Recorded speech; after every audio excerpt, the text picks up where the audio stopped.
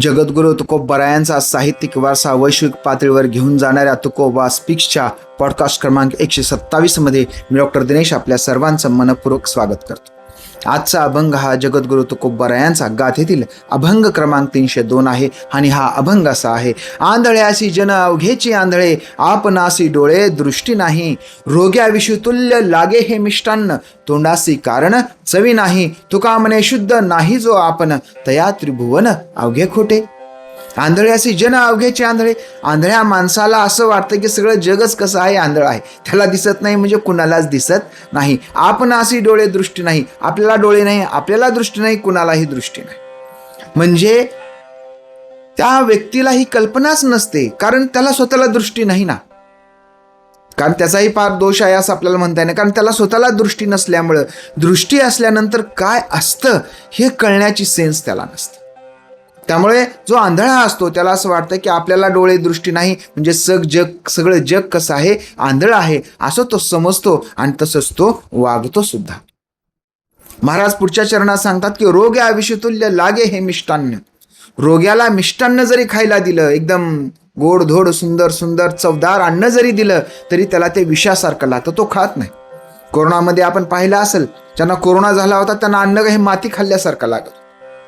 म्हणून महाराज म्हणतात रोग्या विषतुल्य लागे हे मिष्टान्न. मिष्टान्न दिला तर रोगी माणसाला ते विषासारखं लागतं. का? तोंडासी कारण चवी नाही. त्याच्या तोंडाला चव नाही, त्याला ताप आलेला आहे, तो आजारी आहे, काही खाऊ घाला त्याला बेचवच लागणार आहे. तर असं का असतं? आपल्याला दृष्टी नाही म्हणजे खरोखर डोळ्याची दृष्टी असून पण काही काही माणसं आंधळे असतात. का ही माणसं आंधळे असतात? का हे रोगट माणसाला चव लागत नाही अशी त्यांची परिस्थिती असते? त्याचं कारण शेवटच्या चरणात महाराज सांगतात की तुका म्हणे शुद्ध नाही जो आपण, तया त्रिभुवन अवघे खोटे. महाराज सांगतात की जो स्वतः शुद्ध नाही, जो स्वतः शुद्ध नाही, ज्याचे विचार शुद्ध नाहीत, तया त्रिभुवन अवघे खोटे. त्याला सगळं त्रिभुवनच खोटं दिसतं, म्हणजे सगळी दुनिया त्याला वाईट दिसते. एखादी वाईट वर्तन करणारी स्त्री असेल किंवा वाईट वर्तन करणारा पुरुष असेल, एखादा चोरी करणारा चोर असेल, मग तो आपल्या चोरीचं समर्थन कसं करतो? प्रत्येकानं कधी ना कधी काही ना काही चोरी केलेली असेल. श्रीकृष्णानं सुद्धा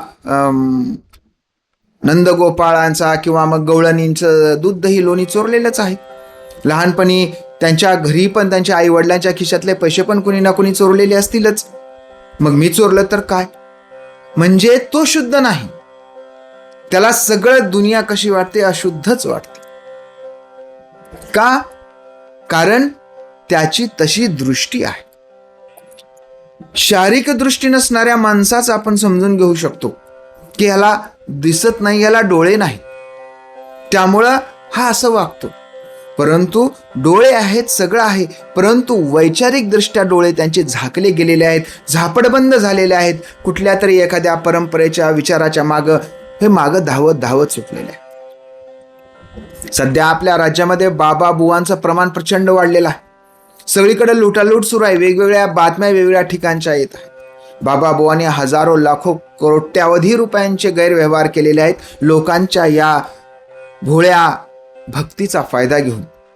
ह्याला आपण भोळी भक्ती म्हणू शकत नाही, त्याला आपण आंधळी भक्ती म्हणू शकतो. कारण डोळे असून हे माणसं आंधळे आहेत. आंधळ्याचे जन अवघेचे आंधळे.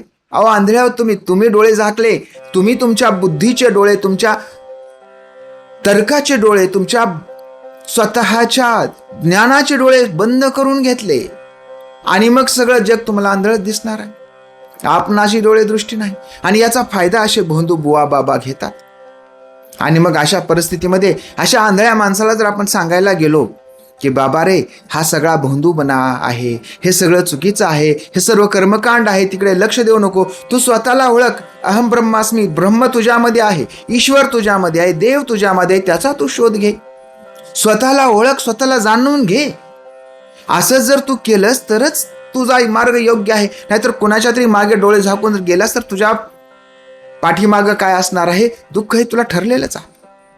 मग अशा माणसाला हे जर ज्ञान आहे, ही जी माहिती आहे, हा जो डोळे उघडणारा संदेश आहे, हा सुद्धा त्याला कसा लागतो? कडू लागतो. जसं रोग्याला मिष्टान्न कडू लागतं, तसा हा जो सुधारणेचा योग्य दिशेचा संदेश कुणीतरी देत आहे, हा त्याला कडू लागतो. त्याला का कडू लागतो? कारण त्याला रोग झालेला आहे. मानसिक आंधळेपणाचा रोग ह्यानं आपल्या डोक्यामध्ये भरून घेतलेला. आणि त्यामुळे चांगलं सांगितलं तरी जसं रोग्याच्या तोंडाला चव नाही, तसं ह्यानं याच्या बुद्धीची ज्ञानाची झापडं बंद करून घेतलेली आहेत.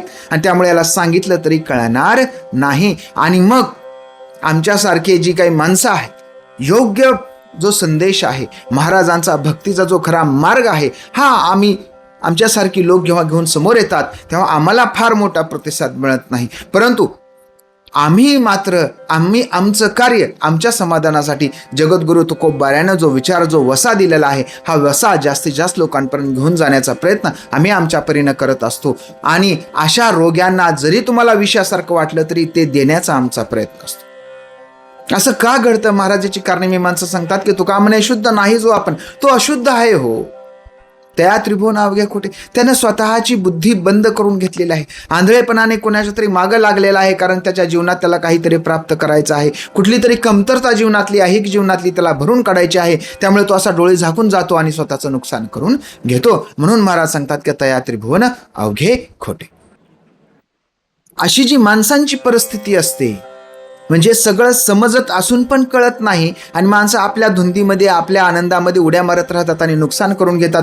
जेव्हा खूप मोठं नुकसान होईल तेव्हा मग त्यांचे डोळे उघडतात आणि आम्हाला कळलंच नाही, आम्हाला लोकांनी फसवलं. लोकांनी कशाला फसवलं? तुमचे डोळे तुम्ही उघडे ठेवा ना.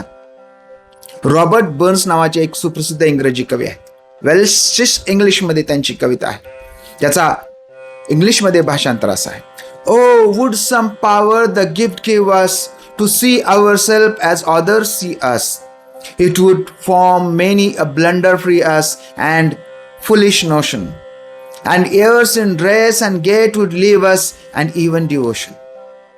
ते म्हणतात की देवा, oh would have some power the gift give us, कारण आम्हाला अशी शक्ती दे, आम्हाला अशी पॉवर दे. काय पॉवर दिले? कसली पॉवर दे? To our self as others is, बाकीच्या लोकांना मी कसा दिसतो हे बघण्याची संधी मला दे. आरशात फक्त आपल्याला चेहराच दिसतो, परंतु आपलं वर्तन, आपलं मत, बाहेर लोकांचं आपल्याविषयीचं काय मत आहे हे मात्र आपल्याला कळत नाही. ही शक्ती मला मिळू दे.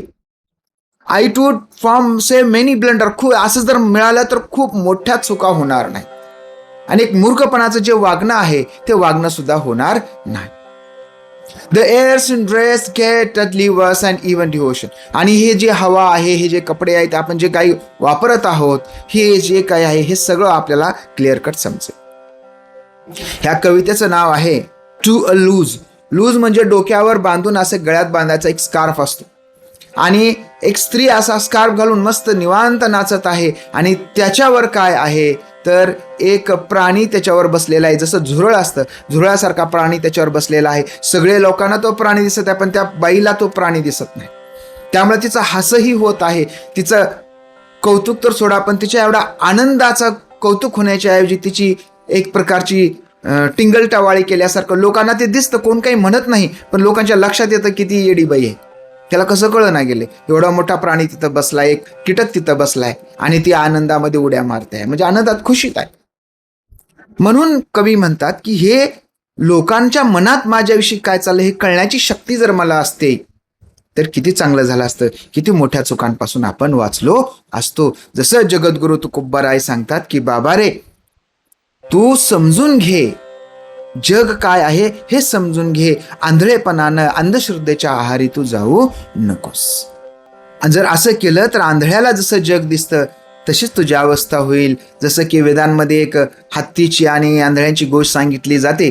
कुणाला हत्ती, ज्याच्या हातात पाय आला त्याला खांबासारखा, शेपटी आली त्याला दोरीसारखा, सोंड आली त्याला पाईपसारखा, अशा पद्धतीची परिस्थिती निर्माण होऊ शकते. म्हणून जसं हे रॉबर्ट बर्न्स म्हणतात तशी शक्ती आपल्याला आली पाहिजे.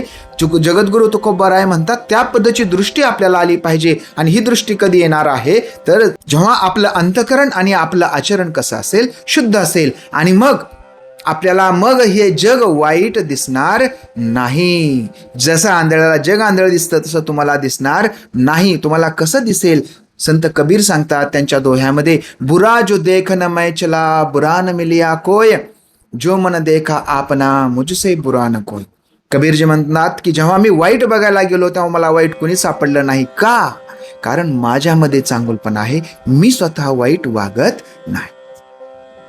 जो मन देखा आपना मुझसे बुरा न पाय. जेव्हा स्वतःचं मन मी पाहिलं तेव्हा माझ्या लक्षात आलं की अरे अरे अरे अरे, स्वतःच्या वागण्याचं जेव्हा मी स्वतः इव्हॅल्युएशन केलं, मूल्यमापन केलं, तेव्हा माझ्या लक्षात आलं की अरे रे रे, या जगात वाईट तर मीच आहे, माझ्या एवढा वाईट या जगात कोणीही नाही.